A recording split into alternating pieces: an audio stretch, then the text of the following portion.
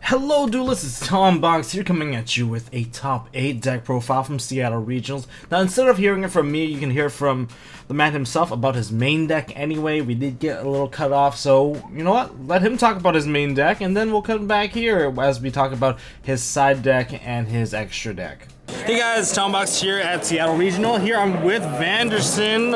I'm not gonna pronounce his last name. I'm gonna botch it. Langjahr? Langjahr, there we go, Langjahr. So he finished 7th place. I think you lost on the very last round against... I went 6-0-1. 6-0-1, that's 6-1-1. 6-1-1. 6-1-1, that's hot, that's hot. So what did you play? I think everyone wants to know. Paleozoics. So Paleo's still in town. All right, that gives a lot of Paleo players a lot of hope. I guess everyone wants to see your build. Yeah. We'll go to shoutouts at the end, but let's see what you've got.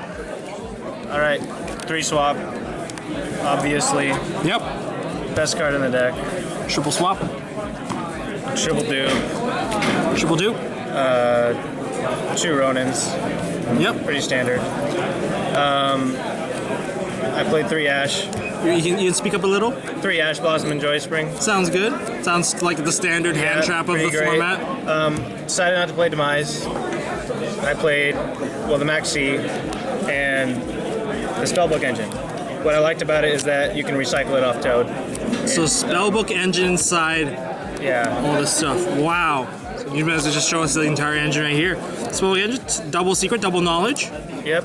Pretty great. I really liked it way more than Demise, and it allows me to play hand traps. Oh, that's why. That's actually pretty smart. Yeah. And then the 2 Desires. Did this ever get ashed on you today? I mean, seeing you Yeah, run it happened triple ash. twice. Yeah. Did you get punished for it?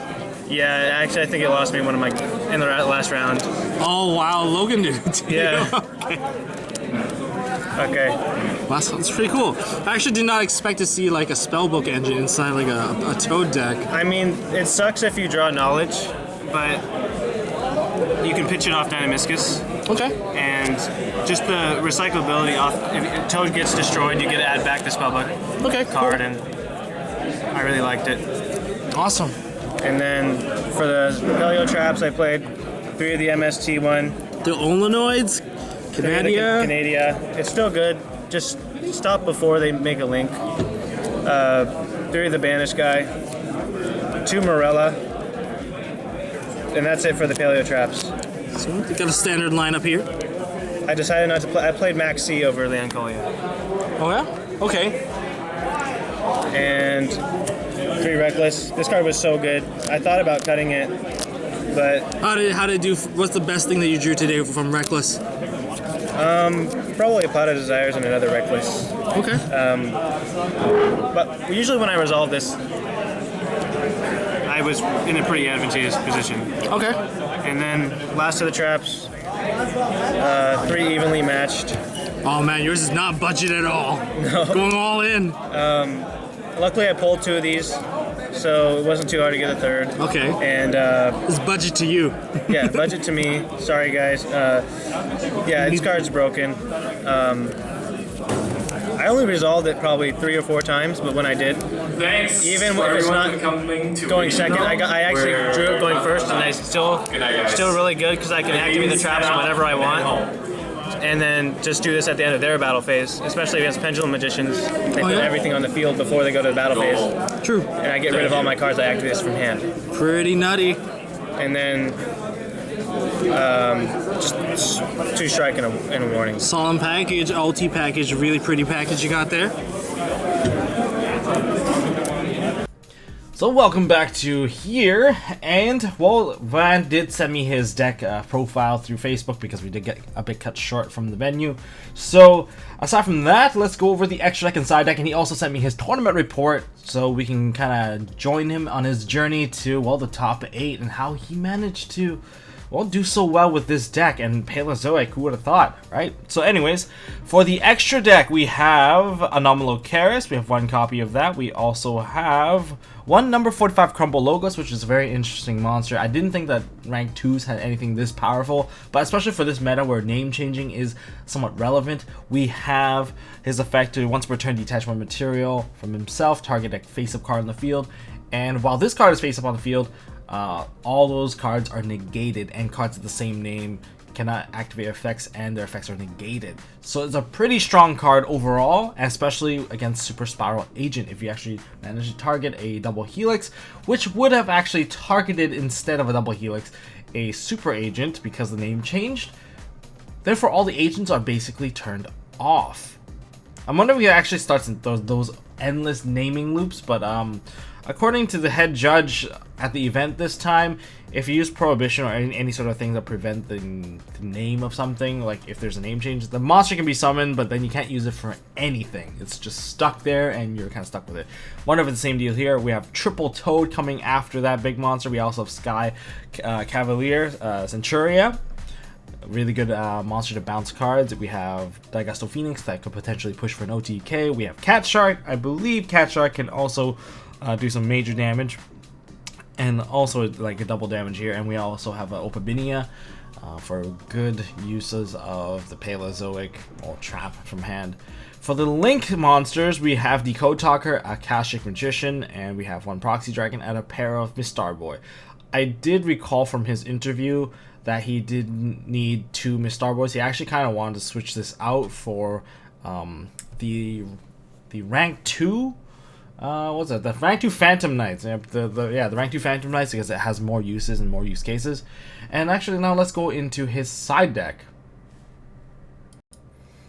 So for his side deck, we have a pair of Kaiju Gametio. I guess he wants to keep it water. He's not playing a full Kaiju engine. We have a pair of Ghost Ogres for going first.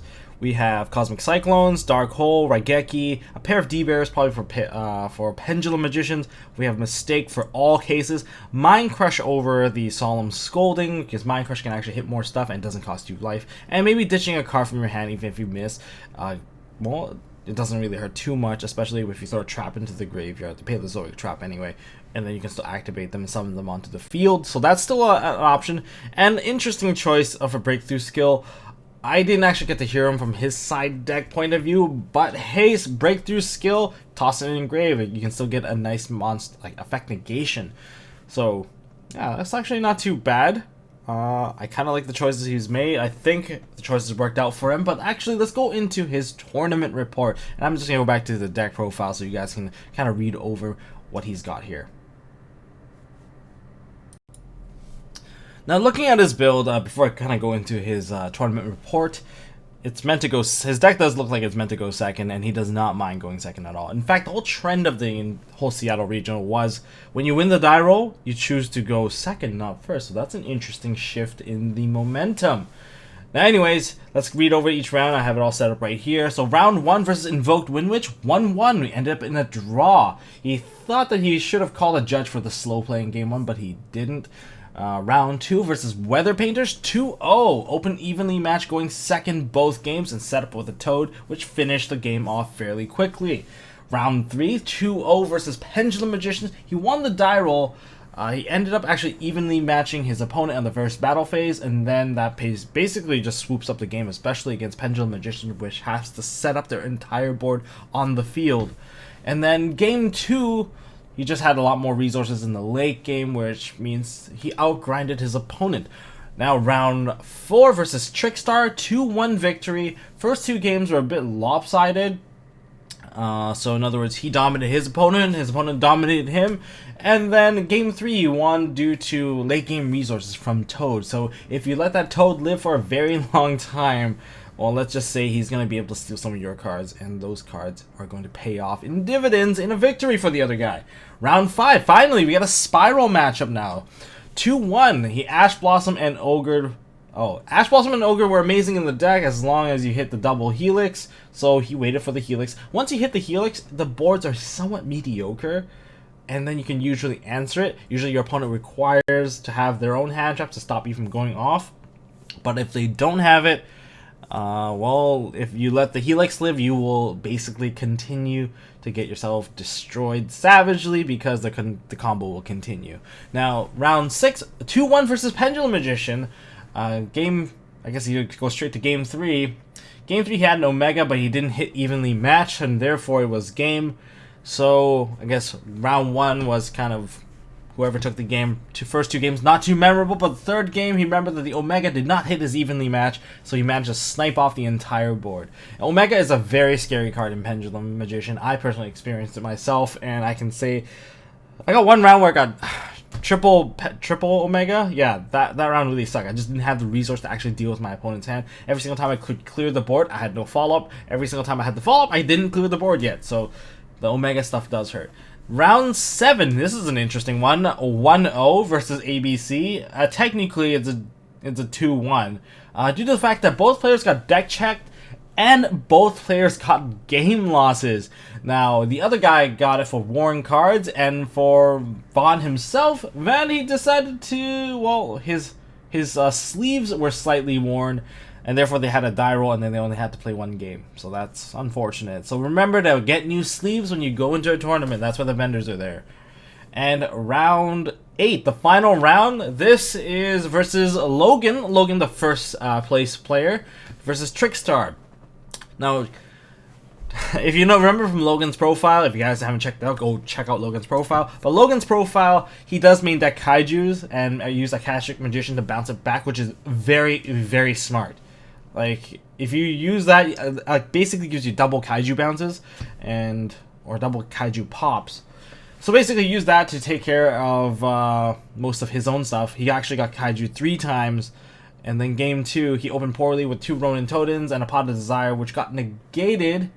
And then, well, Dynamiscus and Olinodes just didn't actually take it far enough for him. So that would be his tournament report. He suffers 1 loss and 1 draw. And overall, it was an 8-round tournament. Now, according to him, he has actually additional notes regarding his deck, which states here he won an OTS championship about a month ago with an outdated deck list using... well, he previously used Lost Winds and Card Demise, and he decided to take it out. According to him, he didn't like if he didn't already mention in the video, he didn't like using Card Demise because it doesn't allow him to play hand traps. And you can see in his build, he does run Ashes, he does have a Max C, he wants to play the hand trap, and with Reckless Greed, you can dig during your opponent's turn, which is something that's pretty awesome. Like, if you Reckless Greed into one of the biggest hand traps that stuns your opponent, it does make your opponent feel very, well, punished, I guess, in some regard. Now, his previous build ran Lost Winds, Card Demise, Storming Mirror Force, Gamasios, Leon Choilia, and a Breakthrough Skill. But he subbed them all out for the Spellbook engine and Ashen Evenly match. So even if some people can't afford to play these, he would still recommend main decking the Kaijus and probably Dark Hole and Raigeki. So he's giving you guys a budget option, so that's pretty nice of him. Now, his changes that he stated here is that the only changes he would immediately make would be take out the Breakthrough Skill for the 3rd Mind Crush, because Evenly Match is too good against Paleo if you don't open Totally Awesome. Totally Awesome can negate the Evenly Match, and you can use it against your opponent, which is actually a very, very neat thing to do. So don't do that to your opponent, because it will be set, and by the next turn he can just activate it on the field. So that's kind of neat. But the thing that he would actually consider cutting would be the Paleozoic Morella. He doesn't know why he actually put it in. He just left it in there for no reason. But it does provide advantage if you open it correctly.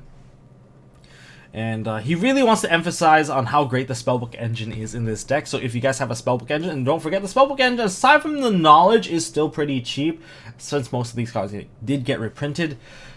He says right here, I think the ceiling of this deck, the skill ceiling of this deck is actually higher than the Demise turn 1. If you open with a Swap Frog and Ronin Toad, a Secret, or a Magician, you can make Toad and then +1 off of the knowledge.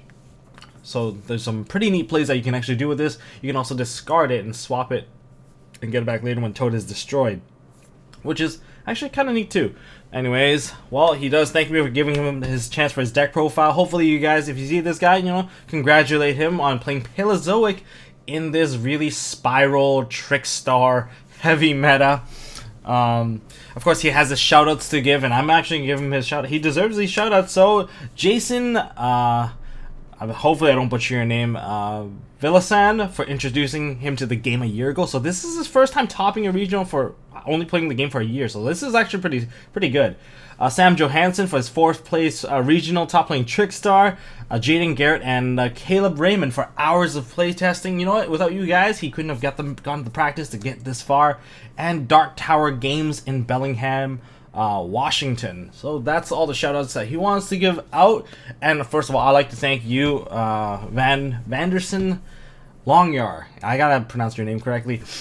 And thank you for giving your deck profile. I know we kind of got cut short, but hey, you deserve the feature here, and I appreciate that you're not playing the meta decks and still making it to the top 8 and only losing in the final round. Could have made it all the way. If you won that round, you probably would have been first place, which, well, because the person that beat you was first place. Anyways, until next time, I hope you guys enjoyed this deck profile. Until next time, don't forget to hold on to your MST.TV. Don't forget to subscribe. Hey guys, thanks for watching. If you like this video, please drop us a like so we know we are doing a good job. And you can also subscribe to MST.TV for more fantastic videos by clicking on the button on the left. Don't forget to check out our partners at Imperium Duelist. They make really high quality mats, including some of my own limited edition release stuff. And if you want to check out one of our past videos, click here on the right. As always, don't forget to hold on to your MST.TV, and I'll see you next time.